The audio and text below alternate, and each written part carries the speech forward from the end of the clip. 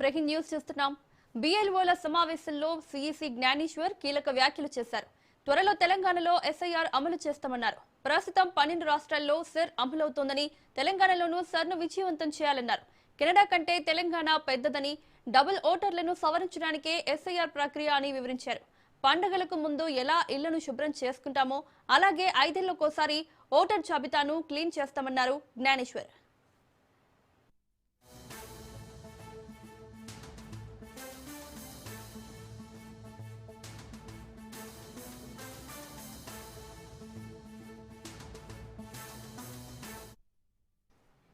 బిఎల్ఓల సమావేశంలో సిఈసి జ్ఞానేశ్వర్ కీలక వ్యాఖ్యలు చేశారు.